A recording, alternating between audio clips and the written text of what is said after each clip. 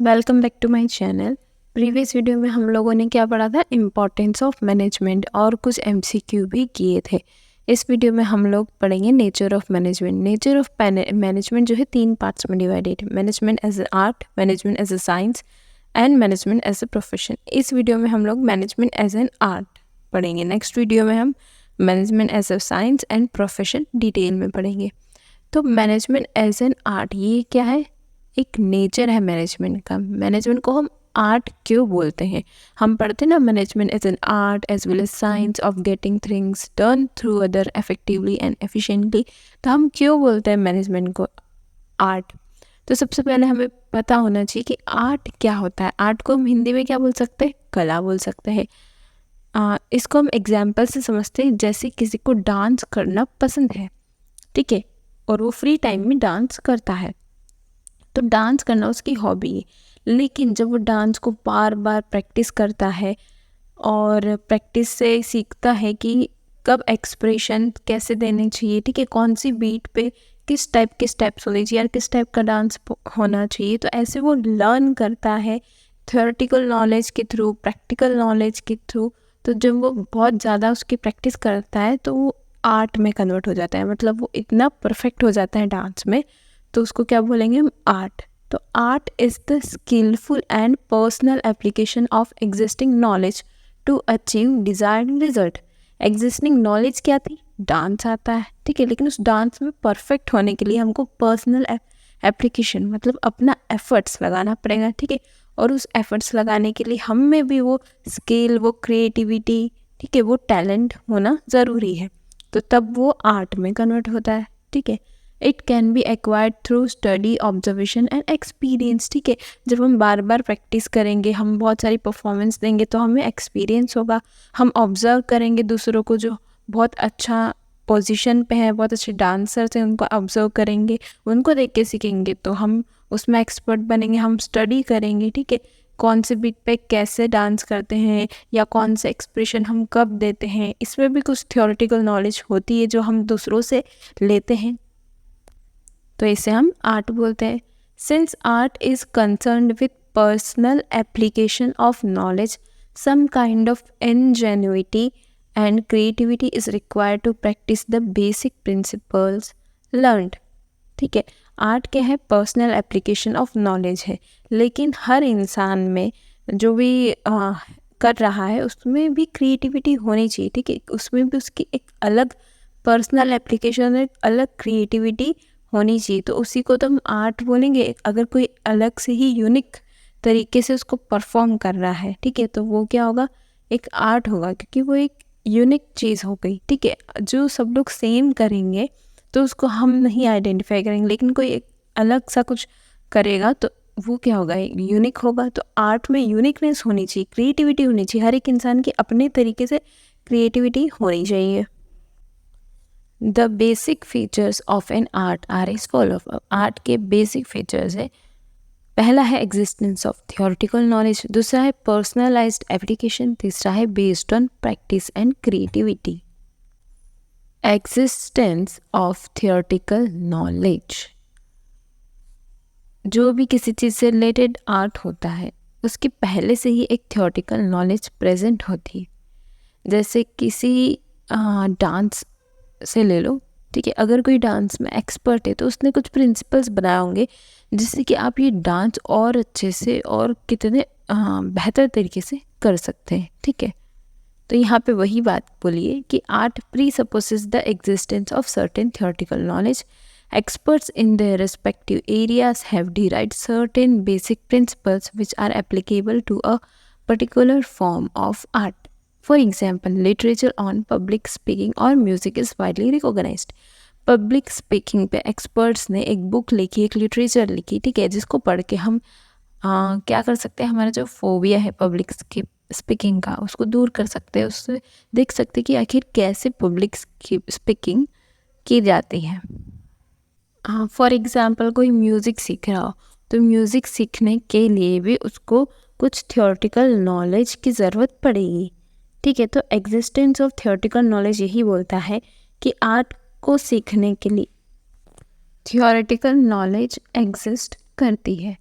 Second है personalised application. अब personalised application मतलब आप समझ गए हो कि आर्ट क्या है, अपना पर्सनल एक्सपीरियंस, अपना पर्सनल क्रिएटिविटी, अपनी पर्सनल नॉलेज, अपना पर्सनल एप्लीकेशन उस आर्ट में डाल देना। ठीक है, the use of this basic knowledge varies from individual to individual. हर एक इंडिविजुअल में अलग अलग टैलेंट होता है, अलग अलग क्रिएटिविटी, अलग सोच, ठीक है, सब कुछ अलग होता है। तो हर एक इंडिविजुअल अपना आर्ट, अपनी क्रिएटिविटी, अपना इंटेलिजेंस, अपना नॉलेज, अपना एक्सपीरियंस अपने आर्ट में दिखाएगा। ठीक है, और हर इंसान का आर्ट अलग होएगा। Art therefore is a very personalised concept. तो ये बहुत पर्सनलाइज्ड कंसेप्ट है। ठीक है, अगर कोई डांसर है तो हर डांसर सेम नहीं होगा, सेम तरीके से डांस नहीं करेगा। कोई किसी को एक्सप्रेशन में एक्सपर्ट होगा, कोई मूव्स में एक्सपर्ट होगा। ठीक है, तो हर एक डांस का अलग अलग यूनिकनेस है और अलग अलग टैलेंट होता है। ठीक है, तो वैसे ही आर्ट क्या होता है, पर्सनलाइज्ड कंसेप्ट होता है। ठीक है, क्योंकि हर इंडिविजुअल दूसरे इंडिविजुअल से डिफर करता है। For example, 2 dancers, 2 speakers, 2 actors और 2 writers will always differ in demonstrating their art। ठीक है, हर 2 एक्टर एक दूसरे से अलग होंगे, अलग अलग तरीके से अपना आर्ट शो करेंगे। ठीक है, 2 स्पीकर अलग अलग तरीके से लोगों से इंटरेक्ट करेंगे, डांसर्स। तो यही एग्जाम्पल्स है पर्सनलाइज्ड एप्लीकेशन के, कि आर्ट क्या है, एक पर्सनलाइज्ड एप्लीकेशन है। तीसरा है based on practice and creativity. Obviously जब तक हम लोग प्रैक्टिस नहीं करेंगे, जब तक हम अपना पर्सनल एप्लीकेशन नहीं डालेंगे, तब तक हमारी क्रिएटिविटी, हमारा ब्रेन, हमारा जो भी नॉलेज है उसको यूटिलाइज नहीं करेंगे, हमारे आर्ट में नहीं अप्लाई करेंगे, तब तक हम उसमें जो है अपग्रेड और अपडेट नहीं हो पाएंगे। All art is practical. सारा आर्ट जो है प्रैक्टिकल होता है, क्योंकि हमें उसमें अपना पर्सनलाइज्ड एप्लीकेशन करना पड़ता है। ठीक है, और अपनी क्रिएटिविटी, अपनी नॉलेज, अपना एक्सपीरियंस उसमें डालना रहता है। Art involves the creative practice of existing theoretical knowledge. Obviously जो हमें नॉलेज मिला है उसको हम प्रैक्टिस करना पड़ेगा। ठीक है, सिर्फ थियोरेटिकल नॉलेज लेने से काम नहीं होगा, हमें उसको प्रैक्टिकली अप्लाई करना पड़ेगा। We know that all music is based on 7 basic notes. However, what makes the composition of a musician unique or different in his use of these notes in a creative manner that is entirely his own interpretation। ठीक है, हमें पता है कि music में 7 notes होते हैं, और अब उस 7 नोट्स को कौन कैसे अप्लाई कर रहा है अपनी क्रिएटिविटी यूज़ करके। ठीक है, अपना जो एक्सपीरियंस है वो यूज़ करके कैसे वो एक अलग म्यूज़िक क्रिएट कर रहा है, वो हर एक इंडिविजुअल पे डिफ़र करता है। ठीक है, तो आर्ट क्या है, based on practice and creativity. वो अपनी प्रैक्टिस, अपनी क्रिएटिविटी उसमें अप्लाई करता है। तो अब हम देखते हैं कि ये आर्ट मैनेजमेंट से कैसे रिलेटेड है।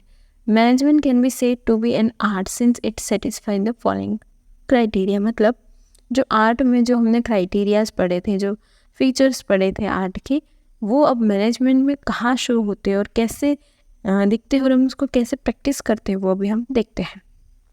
एक जो हमारा मैनेजर होता है, ठीक है, जो सारी चीज़ मैनेज करता है ऑर्गेनाइजेशन में, वो जब स्टार्टिंग में चीज़ें मैनेज करता है, फॉर एग्जांपल पहला ही दिन है उसको रिस्पॉन्सिबिलिटी मिली है कि आपको ये सब कुछ मैनेज करना है, तो हो सकता है वो पहले दिन इतना अच्छे से मैनेज ना कर पाए।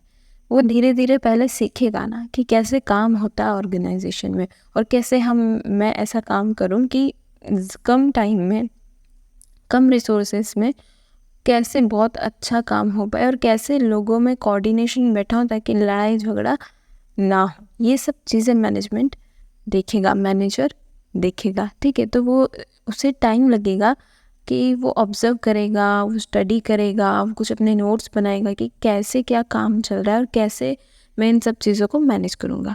तो a successful manager practises the art of management in the day to day job of managing an enterprise based on study, observation and experience.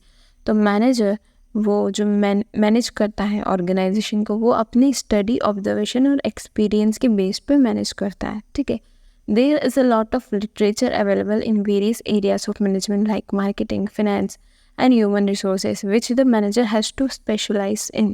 There is existence of theoretical knowledge. हमने Henry fall और F.W. Taylor के बारे में पढ़ाई होगा, जिन्होंने principles of management and scientific principles of management ये सब दिए हैं, तो उनको हम पढ़ेंगे। और जो अलग अलग लिटरेचर्स अवेलेबल हैं, मार्केटिंग, फाइनेंस, ह्यूमन रिसोर्स, इन सब से रिलेटेड हम पढ़ेंगे और हम सीखेंगे कि एक्चुअली कैसे मैनेज किया जाता है चीज़ों को, तो तब हम चीज़ों को और अच्छे से मैनेज कर पाएंगे। तो क्या होगा, there is an existence of theoretical knowledge. तो हमने आर्ट में क्या पढ़ा था, आर्ट में हमने पढ़ा था कि एग्जिस्टेंस किसका होता है, थियोरेटिकल नॉलेज का एग्जिस्टेंस होता है पहले से ही, तो उसको पढ़ के हम आर्ट में एक्सपर्ट हो जाते हैं। वैसे ही मैनेजमेंट में भी पहले से ही थियोरेटिकल नॉलेज का एग्जिस्टेंस होता है, जिसको पढ़ के हम अच्छे से मैनेजमेंट अप्लाई कर सकते हैं। और हमने आर्ट में पढ़ा था कि हम प्रैक्टिस से, स्टडी से, ठीक है, अपने एक्सपीरियंस से और अच्छे से सीख सकते हैं आर्ट, और अच्छे से हम अपने आर्ट को अपडेट कर सकते हैं। वैसे ही मैनेजर प्रैक्टिस से, ऑब्जर्वेशन से, स्टडी से, अपने एक्सपीरियंस से अच्छे से चीज़ों को मैनेज कर सकता है। फिर हमने पढ़ा था कि एग्जिस्टेंस ऑफ थियोरेटिकल नॉलेज तो होती है, ठीक है, लेकिन कुछ एक्सपर्ट्स भी होते हैं जो कुछ प्रिंसिपल्स बनाते हैं और वो प्रिंसिपल को हम अप्लाई कर सकते हैं ताकि हम अपना आर्ट और अच्छे से कर सकें या फिर हम चीज़ों को और अच्छे से मैनेज कर सकें। वैसे ही जो मैनेजमेंट की थ्योरीज है, बहुत सारे जो थिंकर्स है, जो मैनेजर्स हैं, उन्होंने प्रिंसिपल्स, एक यूनिवर्सल प्रिंसिपल्स बनाए हैं, जिससे हम क्या कर सकते हैं, हम उन प्रिंसिपल्स को पढ़ के और वो जो प्रिंसिपल कौन सी सिचुएशन में अप्लाई हो रहे हैं ये भी बताया गया है। तो ये कोई भी प्रॉब्लम को सॉल्व करने के लिए हम उस सिचुएशन पे बेस्ड प्रिंसिपल्स को अप्लाई कर सकते हैं हमारे मैनेजमेंट में। There are various theories of management as propounded by many management thinkers which prescribe certain universal principles. A manager applies these scientific methods and body of knowledge to a given situation, an issue or a problem in his own unique manner. वो अपने ही unique manner में problems solve कर सकता है इन principles को पढ़कर। हमने art में पढ़ा था कि आर्ट में हमें क्या ज़रूरत है, सबसे ज़्यादा प्रैक्टिस की। जितना हम प्रैक्टिस करेंगे उतना हम अपने आर्ट में एक्सपर्ट होंगे और उस प्रैक्टिस के लिए टाइम लगता है, ठीक है। वैसे ही जो मैनेजर जब मैनेज करता है तो वो एकदम से एक्सपर्ट नहीं हो सकता चीज़ों को मैनेज करने के लिए, उसे भी टाइम लगता है, उसे भी स्टडी करनी पड़ती है, उसे भी थोड़ा अपनी क्रिएटिविटी का यूज़ करना पड़ता है, ठीक है, उसे अपनी नॉलेज का यूज़ करना पड़ता है, उसे प्रैक्टिस करनी पड़ती है, तब जाके वो चीज़ों को अच्छे से मैनेज कर पाता है। A good manager works through a combination of practice, creativity, imagination, initiative, and innovation. A manager achieves perfection after long practice. Students of management also apply these principles differently depending on how creative they are. अब हर इंसान का दिमाग अलग है, सोच अलग है, हर इंसान में अपनी एक क्रिएटिविटी होती है, उस क्रिएटिविटी का यूज़ करके वो जो है मैनेजमेंट कर सकता है। A manager applies this acquired knowledge in a personalized and skillful manner in the light of the realities of a given situation. जब हमने पढ़ा था कि आर्ट के फीचर्स हम पढ़ रहे थे तो हमने ये पढ़ा था कि पर्सनलाइज्ड एप्लीकेशन होती है आर्ट, क्योंकि हर एक इंसान यूनिक होता है, उसकी क्रिएटिविटी अलग होती है। वैसे ही मैनेजर जो है अपनी जो नॉलेज है उसको एक पर्सनलाइज्ड मैनर में अप्लाई करता है जो सिचुएशंस ऑर्गेनाइजेशन में हो रही होती है। तो ये था नेचर ऑफ मैनेजमेंट। तो अभी हमने आज पढ़ा है management as an art. Next video में हम लोग पढ़ेंगे MCQ और मैनेजमेंट एज एन आर्ट, ये भी प्रैक्टिस करेंगे।